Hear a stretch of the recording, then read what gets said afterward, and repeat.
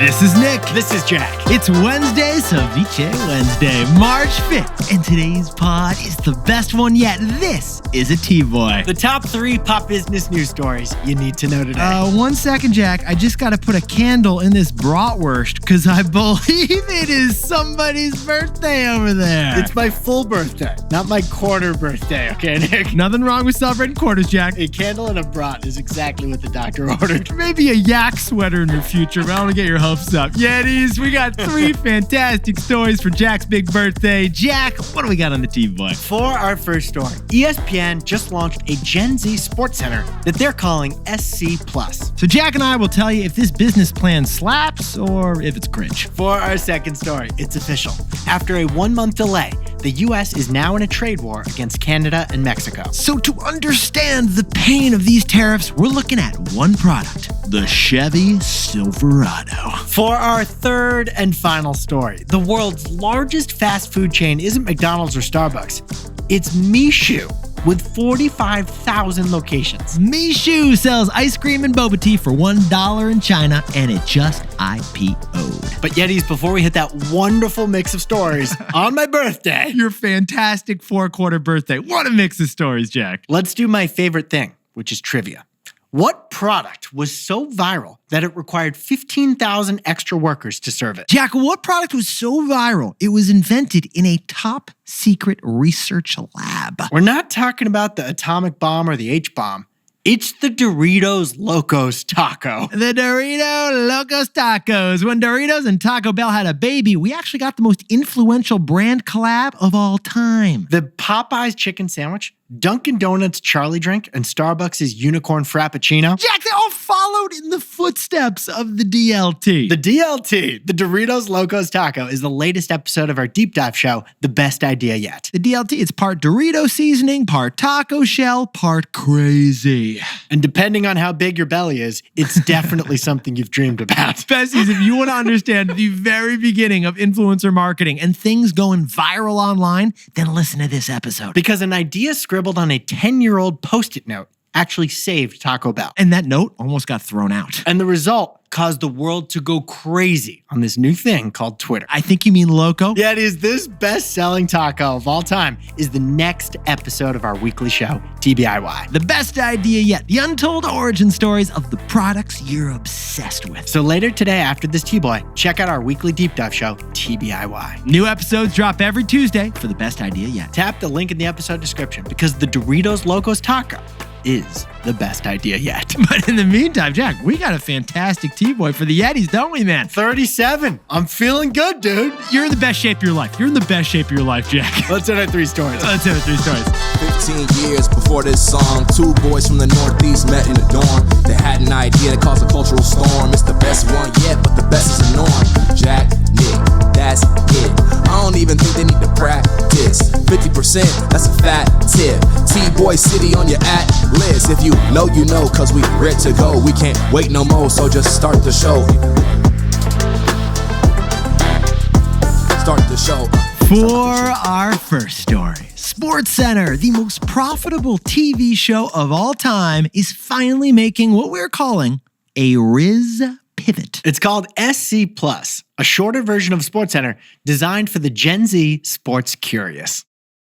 Yetis, Jack and I have noticed that anything today branded with a plus sign, it means you're going to have to pay for it. And that all started with Disney+. You might not remember, but back when it launched in 2019, Disney+ was the first time a plus was used as a corporate suffix. Netflix didn't use a plus. Now the pluses are everywhere, and it means you have to pay $9.99 a month for it. And finally, this week, Disney put its most successful show of all time on Disney+. We're talking about SportsCenter.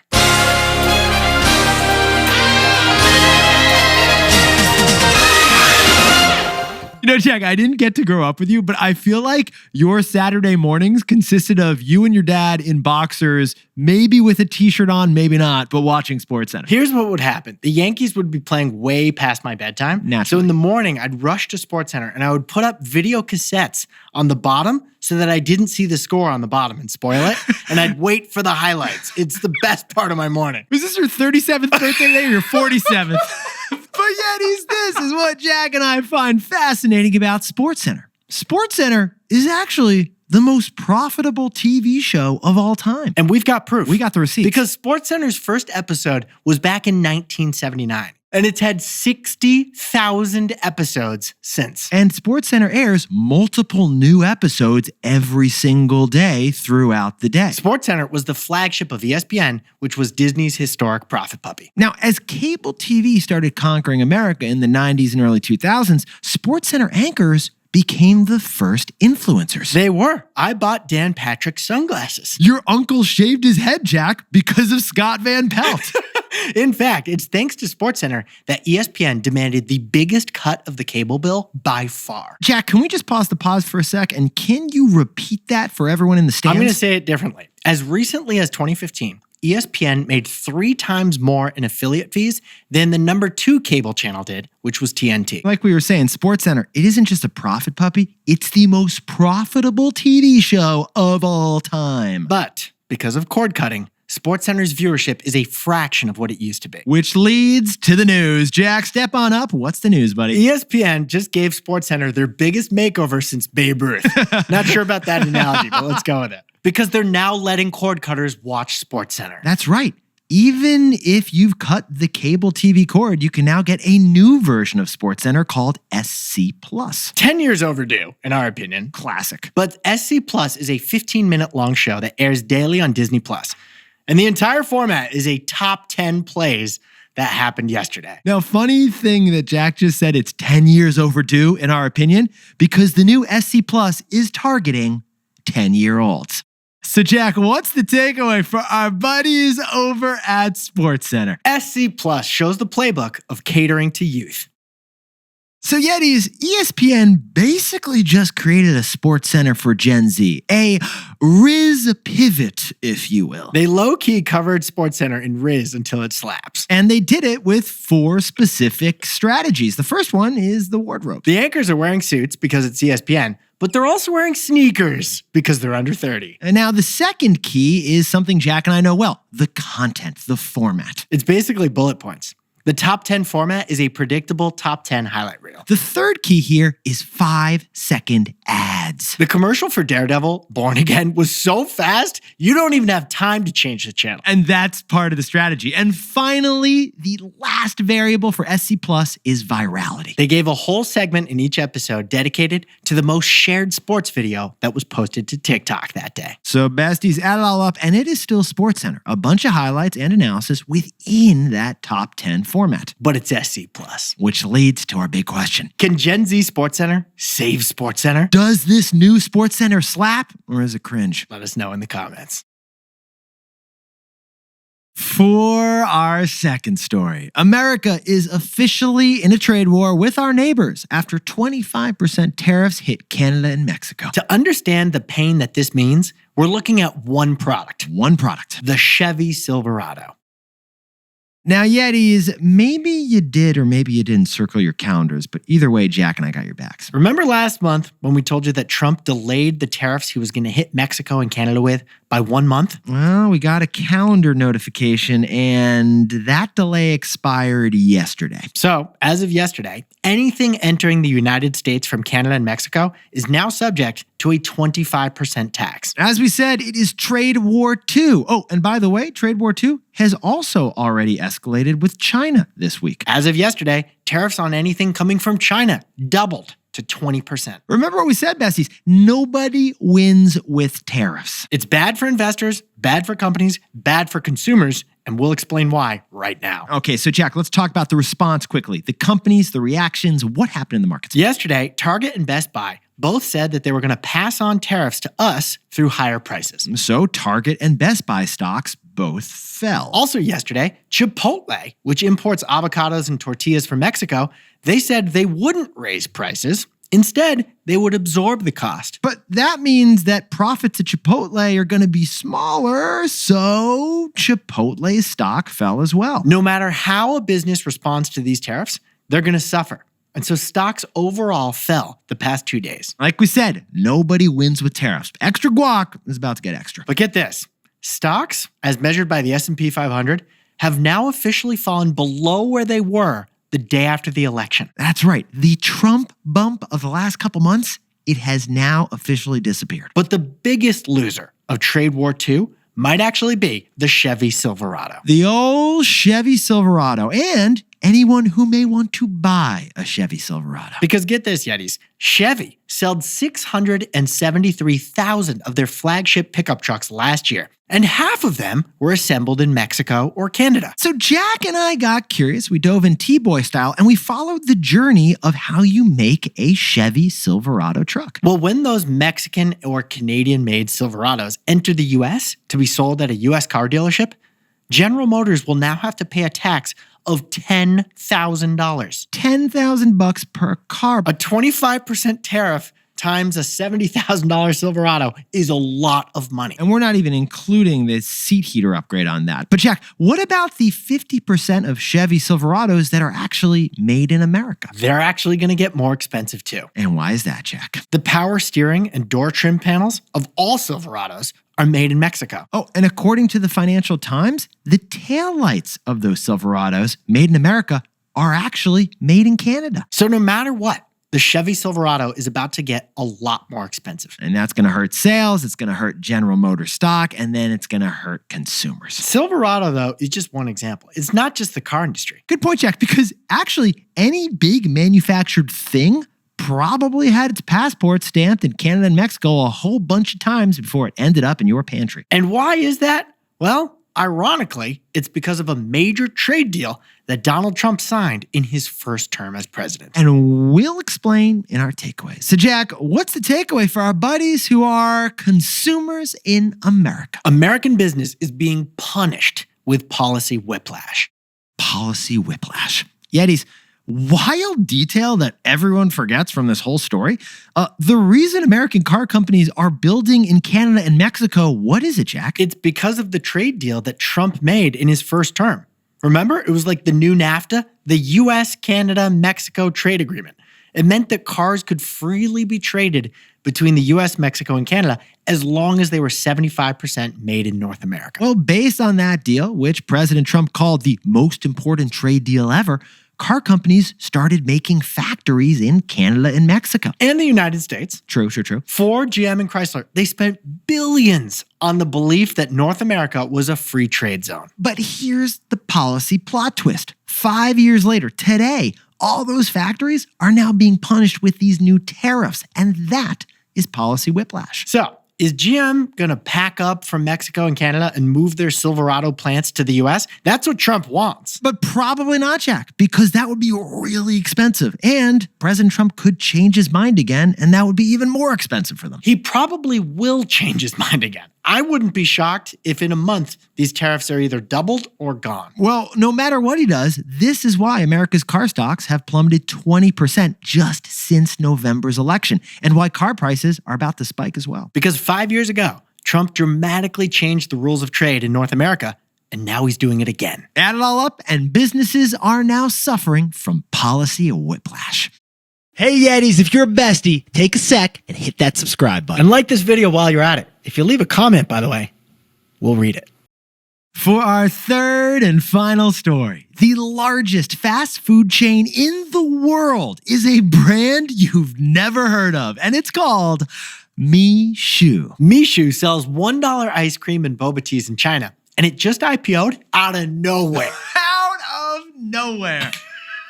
But Yetis, remember last year when we covered the story of the bubble tea bubble? Boba tea stocks were dropping like tapioca. Well, Yetis, there is one outlier to the bubble tea bubble, and it's a company called Mixue. And it has more locations than McDonald's. Jack, could you sprinkle on a little more context, please? Mixue's 45,000 locations beats McDonald's 42,000 and Starbucks is 38,000. Yeah, it's twice as much as KFC and like 40 times more than Shake Shack. But what the heck is Mixue? It's actually a drink chain that sells everything for $1 or less. Ice cream and boba tea. That's all they sell. Honestly, my two favorite things. Jack, This is the dollar store of dessert. And that's why it's worth 1/10 of McDonald's, despite having more locations than McDonald's. Because there's only so much profit you can make when you're dedicated to a $1 price tag like a Frappuccino-only discount Starbucks. And here's the news. They just IPO'd at a $10 billion valuation over in Hong Kong. The stock of Mixue popped 40% on its first day of trading like a cheap little sugar high. But here's the question we're all wondering. Yeah. How did Mixue become the biggest chain on earth? Well, Yetis, Jack and I have said before, there is no competition at the extremes. And Mixue has positioned itself at the extreme of every customer touchpoint. The first extreme is Mixue's price. Their average mango tapioca milkshake sells for 83 cents. That's extreme. All right, the second extreme is the Mixue mascot. It's a snow king, which is a snowman who wears a crown, a red cape, and carries ice cream in one hand. Like Frosty married the Michelin Man and had a baby. And most of the locations have a person wearing that mascot as a costume. This mascot has gone viral for getting into physical fights with other store mascots. The Snow King is beloved over there because he's so extreme. And the third extreme is the Mixue song. Every Mixue can play only one song inside the store. It's a jingle, and it's set to the tune of America's Oh, Susanna. We're just going to mess with your heads and play it right here. It's never going to leave. I love you love me, Mixue ice cream and tea. I love you love me, Mixue ice cream and tea. That's all they play in the stores. Yeah. On repeat, all day, every day. That's extreme. So we know what you're wondering, Yetis. How have you still not heard about the biggest chain in the world? Well, because it's only in China, Japan, Australia, and South Korea so far. But the most extreme part of Mixue is actually something we haven't even mentioned yet. It's not actually a fast food company. Done. So, Jack, what's the takeaway for our buddies over at Mixue? You may know the business, but not necessarily the business model. Get this, Yetis. Mixue doesn't own or operate a single store. Because all 45,000 Mixue stores are franchises. All of them. Now, for Starbucks, only about half of them are owned by the company. The other half are run by local business people. For McDonald's, 95% of locations are franchises. The company still runs 5% to understand the business. In fact, every fast food chain Jack and I know of runs at least some locations on their own to understand the business. But not Mixue. So Mixue is actually just a supply company when you think about it. Exactly, Jack. Like 100% of Mixue's business is actually licensing the name, licensing the brand, selling supplies, selling ingredients, giving recipes to the 45,000 restaurant owners. So Mixue is the world's largest buyer of lemons, but they don't make a single glass of lemonade. Mixue simply sells those lemons to the Mixue franchisees. So Mixue is the world's biggest fast food chain, but it's actually not a fast food company. It's a supplier. And that is a reminder that when you know the business, you may not necessarily know the business model. Jack, could you whip up the takeaways for us for your birthday, Ceviche Wednesday? 36 years old. I'm feeling great. Nick, you can finally watch SportsCenter without cable. It's called SC Plus, and it's for Gen Z sports curious. It's a playbook on content catering to youths, aka the Riz Pivot. For our second story, America is now in a trade war against Mexico, Canada, and China. And each country has already announced retaliatory tariffs. It's trade war too, and the car industry in particular is suffering from policy whiplash. And our third and final story is Mixue. It's the world's largest chain, and it just IPO'd in Hong Kong. You may know a business, but not necessarily the business model. But Yetis, this pod's not over yet. Here's what else you need to know today. First, President Trump just put all military funding for Ukraine on pause. President Trump won't give Ukraine aid until he's convinced that Ukraine's president wants peace. He's asking Ukraine to shake hands with the much bigger country that tried to invade it. Then on Tuesday, President Zelensky submitted a peace proposal to the United States. So we'll see what happens. And second, major ports along the Panama Canal were just sold for $23 billion. The old owner was a Chinese company, which the White House hated. But the new owner is BlackRock, a massive American money manager based in Midtown Manhattan. And finally, if you open your Uber app in Austin, Texas today, you might see robo-taxis as a ride-hail option. That's right, because Waymo just turned on the robotaxi service in Austin right before the South by Southwest festival begins. You can only access Waymo robotaxis in Austin using the Uber app. You can't use the Waymo app like you can in San Francisco or Los Angeles. Oh, here's the awkward part. Austin is also Tesla's new headquarters, so we're expecting Elon to maybe make a competing announcement about the Cybercab. I think he doesn't want South by Southwest being Waymo'd. Which one is going to become the verb first? Now, time for the best fact. Yeah, this one whipped up by my co-host Jack because it's his birthday and he gets the fact. Now, the Oscars just happened, Nick, and you know I love movie trivia. Now, one of my favorite categories is name an actor who's been a villain more than once. I'm thinking of people who frown a lot. So Ralph Fiennes has been an actor, a villain in more than one movie. I feel like he's only a villain. Kevin Spacey has been a villain 3 times, I think. You're not giving me much time to guess, but keep going. You're on a roll. I just discovered an actor who's been a villain in 4 different movies. Alan Rickman. Oh, Rickman. He was Severus Snape in Harry Potter. Classic. He was Hans Gruber in Die Hard. Got snubbed. He was the bad guy in Sweeney Todd. Didn't even see it, but I love it. And in Love Actually, he's not a very good guy either, is he, Nick? No. He could have shown a little bit more love. The late, great Alan Rickman is the greatest villain of all time. But a good guy in our hearts. Yes, he is. Yetis, you look fantastic today, Jack. You look like you're in your prime. You're in your prime number year, actually, man. 37's There a we prime go. number, baby. I thought it was 35, but honestly, who's counting anymore? In the meantime, besties, remember to check out The Best Idea Yet, our weekly show, which just dropped about the Doritos Locos Taco. Besties, we'll see you there. Jack, have fun tonight. We'll see you tomorrow. And before we go, a happy 28th birthday to Alex M, celebrating in Boston, just outside Boston. Happy birthday to Jackie Wong from Memphis. Shout out for bowling their first ever perfect 300. Okay, drinks on Jackie. Is that 10 straight strikes? I've never had 2 in a row, Jack. And Tom Snyder celebrating a birthday, maybe in a RoboCab in Austin, Texas. And congrats on the promotion. Happy birthday to Alex Crow in Eureka, California. And Leslie Aiken in Menlo Park is celebrating the best birthday yet. Happy birthday to Shane Kral in Chicago. And Rick Finlay is turning 33 years old down in Dallas. Happy 6th birthday to Wade Jeffers in Athens, Ohio. Wade, you and me got the best birthdays, don't we? Marco Zern celebrating a birthday down in hot Atlanta, Georgia. Happy birthday to Felicia, who is looking fantastic at the age of 37 today in Galena, Kansas. And Shay McConnell's got a birthday in Boise, baby. Happy birthday. And happy birthday to Ryan Tite from San Francisco, who's a leap year baby. So we're not going to celebrate on Leap Day. On that note, happy birthday to Steve Harden, who's also a leap day baby. Yeah, good guy, good guy. And to anyone else celebrating something today, make it a T-boy. Celebrate the wins. This is Jack. I own stock of Disney. Nick owns stock in Shake Shack, and we both own stock in Chipotle and ETFs of the S&P 500.